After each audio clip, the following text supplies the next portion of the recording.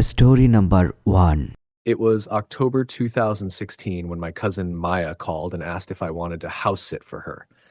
She and her husband were going on a 2-week trip to Iceland, and they needed someone to look after their place in a small Massachusetts town called Groveland. I had just been laid off from my job at a marketing firm in Boston, and the idea of getting away for a little while, maybe clearing my head, seemed like a good one. The house was old, a colonial-style home built in the 1800s, nestled on a wooded road that barely saw any traffic. I remember Maya being a little hesitant at first when I said yes. "Are you sure?" she asked. "It gets pretty quiet out there." "Quiet's what I need," I told her. The house itself was beautiful in that creaky, drafty New England way. 3 floors, original wood floors, antique hardware on all the doors. It had a strange layout, though. The staircase wound in a tight spiral, and the 3rd floor was more like an attic converted into a single, oddly shaped room. Maya used it for storage. I stayed on the 2nd floor in the guest bedroom. The first few days were uneventful. I read, walked through the trails near the property, cooked simple meals. The house groaned and popped at night, but nothing out of the ordinary for something that old. It wasn't until the 4th night that things shifted. I was lying in bed reading when I heard footsteps upstairs, slow, deliberate. I froze. There shouldn't have been anyone up there. I listened, heart thumping, as the steps creaked from one end of the room above me to the other. Then silence. I went up to check, gripping the metal flashlight Maya had left in the kitchen drawer. The 3rd floor room was exactly as I'd seen it before. Dusty boxes, old furniture under white sheets, nothing disturbed. I stood there for a long minute, staring at a wardrobe against the wall that seemed off. It was closed, but I could have sworn it had been slightly open when I first came into the room days ago. I left it alone and went back down. The next morning, I found the attic door open. I hadn't left it that way. From that point on, things became progressively worse. Small at first. I'd find lights on that I knew I had turned off. My toothbrush was moved from one side of the sink to the other. Once, I came back from a walk and found the TV playing static at full volume, the remote missing entirely. I searched the entire living room before finding it tucked under a throw pillow that I hadn't moved. I called Maya and asked her half-jokingly if the house was haunted. There was a pause. "My husband says it is," she said carefully. "He's heard things, seen shadows, doors closing on their own, but I've never experienced anything. I just figured he was being dramatic." That night, I was woken around 3 a.m. by a knock on my door, just one solid knock. I sat up, disoriented, thinking maybe it was a dream. Then it happened again. I opened the door. The hallway was empty, dark, except for the faint nightlight near the stairs. I looked toward the attic staircase. The air was cold, colder than it had been the entire time I'd been in the house. I went back to bed and kept the lamp on. The next day, I explored the attic in daylight. I opened the wardrobe I had avoided. Inside were 3 coats, moth-eaten, heavy wool, and a small wooden box. I took the box downstairs, wiped the dust off, and opened it. Inside were old letters, dozens of them. The handwriting was shaky, ornate. Most were addressed to Abigail, written by someone named Thomas. The postmarks were dated between 1871 and 1874. The tone of the letters changed drastically. The early ones were loving, affectionate, but the later ones were darker, rambling. Mentions of dreams, of hearing her voice from behind the walls, of waking to find her standing at the foot of the bed. The last letter was barely legible, but I remember the final line clearly. "The house is not ours anymore. She is in the wood. She is in the walls." I burned the letters in the fireplace. That night, the knocking came again. This time, 3 sharp raps. I opened the door and saw the silhouette of a woman standing at the top of the stairs to the attic. She wasn't facing me. Her head was tilted to the side as if listening. Her hair was long and black, and she wore what looked like a nightgown that hung just past her ankles. I didn't breathe. I didn't move. Then she turned slowly and began walking up the steps, one by one, until she disappeared into the attic. I shut the door and blocked it with a chair. The next morning, I called Maya again and told her everything. She was silent for a long time, and then she sighed. "I didn't want to tell you this," she said. "When we bought the house, the previous owners left some notes, journals. They said there was a woman who used to live there named Abigail Pierce. She lost her daughter to scarlet fever in 1871. After that, she went mad, locked herself in the attic. Some say she starved herself to death. Others say she hanged herself. They never found her body. I asked what she did with the journals. We threw them out. I didn't want that stuff in my house. After the call, I packed a bag and drove into town to stay at a cheap motel. I felt like a coward, but I couldn't shake the image of that woman climbing the stairs. 2 days before Maya returned, I agreed to go back just to feed the cat and water the plants. The house was silent when I arrived. I moved quickly through my tasks, trying not to look up toward the third floor. As I was about to leave, I heard something fall upstairs. It was the unmistakable sound of the wardrobe door slamming shut. I should have walked away. But I went up, slowly, heart pounding. The attic door was closed. I opened it. Inside, the room was different. Everything had been moved. The sheets were off the furniture. The wardrobe was wide open.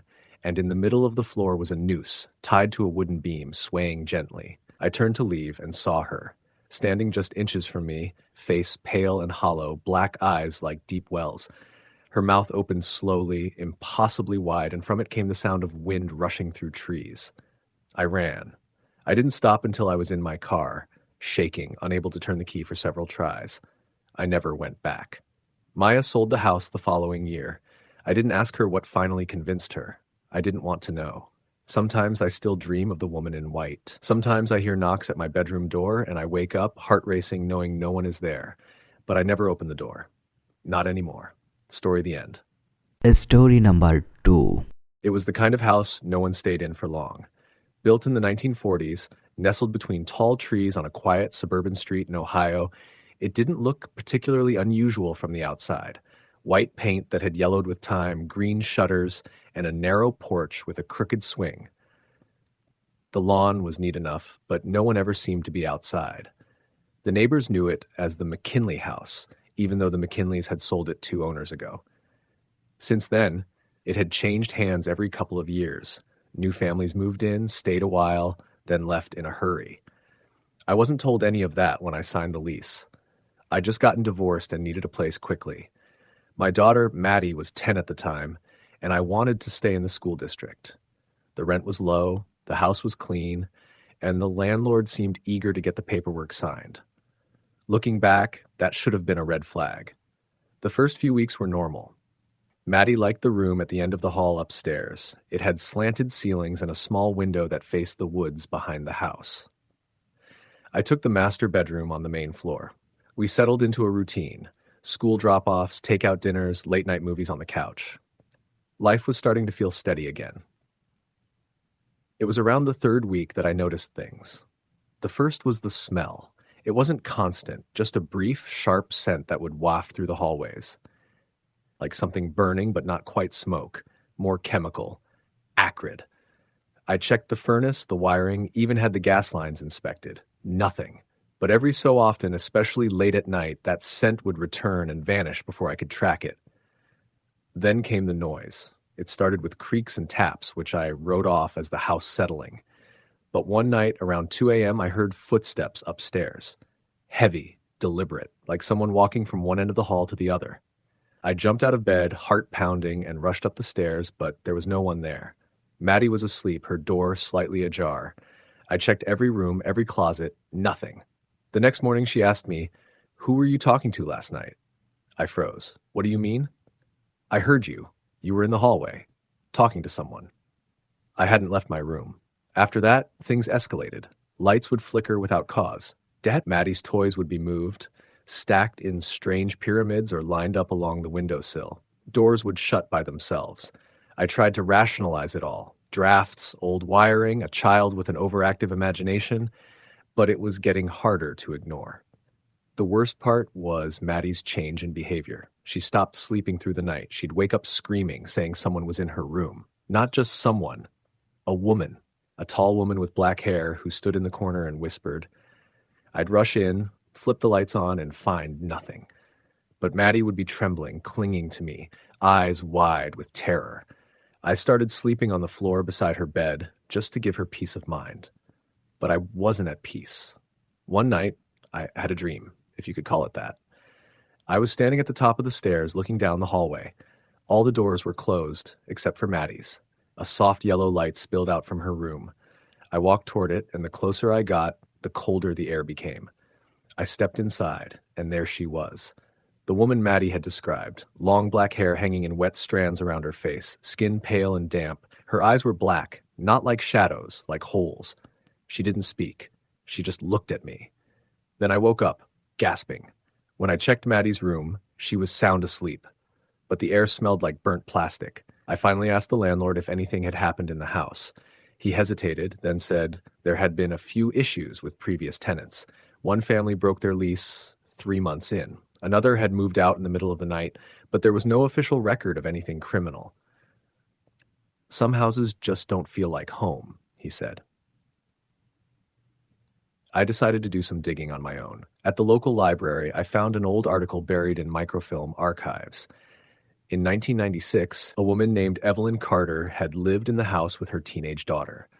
According to the report, Evelyn had become increasingly paranoid in her final months. Neighbors said she would stand at her upstairs window for hours, staring into the woods. She stopped answering her phone, pulled Maddie, yes, her daughter's name was also Maddie, out of school, and then one night just disappeared. They found Evelyn's body a week later. She had hung herself in the attic. Her daughter was never found. I don't remember driving home. I don't remember unlocking the door. But I remember walking inside and feeling the house close around me like a trap.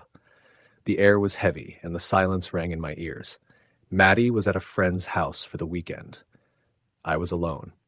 I don't know what compelled me to go into the attic. I hadn't been up there since we moved in. The pull-down ladder groaned as I unfolded it. The bulb at the top barely lit more than a few feet, but I climbed anyway. The attic was small, filled with dust and boxes and something else, a stain on the ceiling. Faint, but there, a dark ring, like water damage. I stood there, heart hammering, feeling watched. Then I heard it, a whisper, right next to my ear. Not a word, just breath. I fell backward down the ladder, bruising my ribs on the way down. I slammed the attic shut and didn't open it again. When Maddie came home, she was quiet. She didn't say much all evening. Then, just before bed, she said, "The woman told me you saw her." I stared at her. "What woman?" She said her name is Evelyn. She's sad. She misses her daughter. I didn't know what to say. I sat down beside her, trying not to show fear. "What else did she say?" "She says she wants me to stay. She said I remind her of someone." I didn't sleep that night. I stayed up researching more about Evelyn Carter. I found only fragments. She had been a nurse, well-liked, but reportedly became withdrawn in her final year. Some speculation about schizophrenia, postpartum depression, but no one really knew. The next day, Maddie refused to go to school. She cried when I tried to take her. "She'll be mad if I leave," she sobbed. I made an appointment with a child psychologist. The earliest they could see her was in 2 weeks. That weekend, I heard the whispering again. Only this time, it wasn't near my ear. It was coming through the baby monitor I'd set up in Maddie's room. Static at first, then a soft voice. "Maddie, come with me. Maddie!" I burst into the room, yanked the plug out of the wall, and took Maddie to a motel for the night. That's when I finally believed the house was dangerous. I called the landlord and told him we were breaking the lease. He didn't argue, just said, "I understand." We moved in with my sister until I could find another place. I got Maddie into therapy, and slowly, things improved. She stopped talking about the woman. The nightmares stopped. She started smiling again. It took months before I could talk about it without shaking. 2 years later, I drove by the house again. It was vacant, a for sale sign in the yard. The shutters hung askew, and the porch swing was gone. But I swear I saw someone standing in the upstairs window. A woman, hair dark and tangled, watching me. I didn't stop. I never will. Story the end. Story number 3. It was 2014 when I took a job as a high school English teacher in a rural town in southern Pennsylvania. I just turned 30, and I was looking for a fresh start after a breakup that had left me hollow and floating. The town, West Meadow, wasn't much, just a few thousand people, lots of farmland, and a single diner that closed at 8 p.m. But the school was new, the pay decent, and I found a small house to rent on the edge of town for next to nothing. It was a two-bedroom Cape Cod, tucked into a wooded lot with a long gravel driveway and a rusted mailbox that leaned at a sharp angle. The realtor seemed surprised when I said yes to it. "You know no one's lived in it since 2009, right?" she said. "The guy who owned it died, left it to the bank." I asked if anyone had lived there since. She shook her head. "I wouldn't, personally," she said. "Place has a strange feeling. But I needed a place, and it was cheap. I moved in late August. The house was musty but solid. Hardwood floors stained from years of neglect. The upstairs had two small bedrooms with sloped ceilings and a single bathroom. The second bedroom had water damage near the closet and a faint metallic smell. I turned that room into storage and kept the door closed. The first night I slept there, I heard tapping. Just a light click, click, click coming from the second bedroom. It stopped when I opened the door and turned on the light. The next night it happened again, then again, always from the same place, near the closet. I convinced myself it was mice, or maybe branches hitting the siding. But the tapping didn't sound random, it was rhythmic. Sometimes it would start faint, then get louder, faster, like someone knocking to be let out.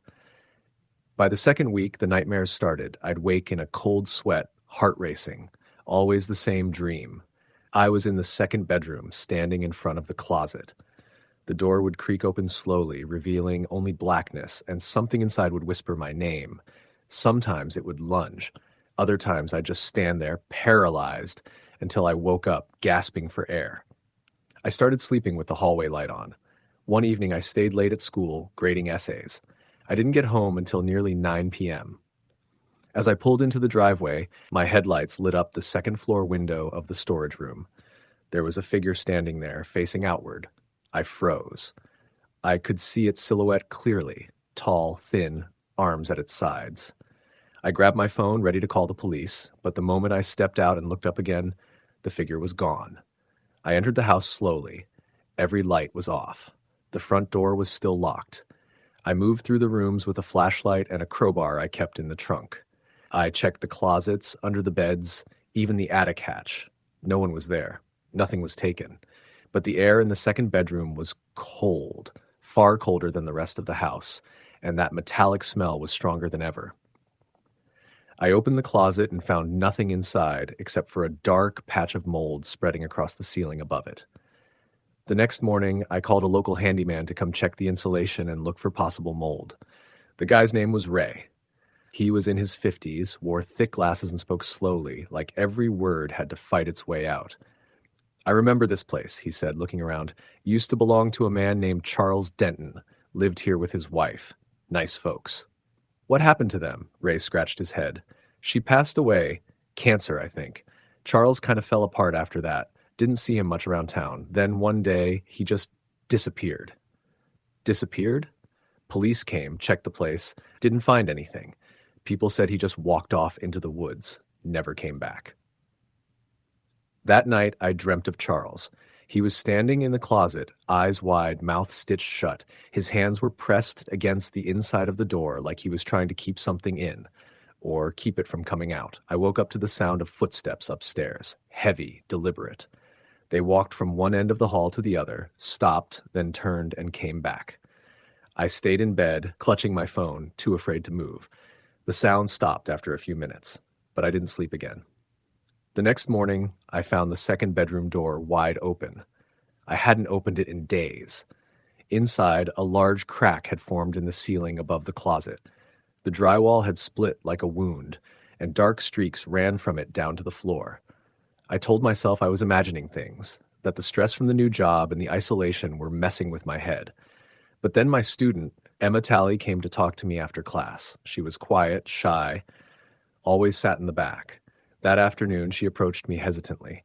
"Mr. Kane," she said, "do you live in the Denton house?" I nodded, confused. "Yeah, I do. Why?" Her face paled. "You should leave. That house isn't right." "What do you mean?" "My uncle was the cop who first went into that place when Charles disappeared. He said the upstairs felt like walking into a freezer. The closet in the second bedroom was scratched from the inside, like someone had been locked in, but there was no one there." I tried to laugh it off, but she wasn't joking. He said there was a smell, like rust and rot. They never found Charles, but some people think he didn't just walk away. They think something took him. Something's still in that house. I didn't know what to say. That night, the scratching started. Soft at first, from behind the walls, then louder, desperate, like fingernails against wood. Then I heard the whisper again. My name, drawn out, barely audible. David! I grabbed my car keys and slept in my car down the street. The next day, I took time off work and called a mold inspector. He came with gear and took samples from the second bedroom. When he returned 2 days later, he looked unsettled. There's mold, yeah, he said, but that's not what's weird. Your air samples came back with unusually high levels of cadaverine and putrescine. I stared at him blankly. Chemicals released during decomposition, he clarified, usually from rotting flesh. But there's nothing dead in there, I said. Exactly. That night, I went back one last time. I had made the decision to leave, to get a motel and end the lease. But I wanted to see the closet again. I don't know why, maybe to prove to myself that it was just a house. I opened the door to the second bedroom and stepped inside. The smell hit me like a wall. I gagged, covering my mouth. The drywall above the closet had completely collapsed, revealing rotting insulation and wood stained black. The air shimmered slightly like heat rising from pavement, but the room was cold. I opened the closet. Inside, scratched into the wood, were words. Let me sleep, let me sleep, let me sleep. Over and over, carved in with something sharp, nails maybe. Then I saw it. A figure hunched in the far back of the closet. Pale, almost translucent, wearing a tattered flannel shirt. It turned slowly, revealing a face that looked half melted, half screaming, and then it lunged. I fell backward, hit the floor hard, scrambled to my feet, and ran out of the house, not stopping until I was in my car with the engine on. I didn't look back. I never returned to the house. I broke my lease and moved into a small apartment closer to the school. The landlord didn't even fight me, just signed the paperwork and let me go. I drive past that house sometimes. It's still there, still empty. The mailbox is gone now. Weeds have overtaken the lawn. But at night, if you drive slow and look up at the second window, sometimes you'll see something staring out. And sometimes, just sometimes, I wake in the middle of the night and I swear I hear the sound of tapping from my closet. Story the end.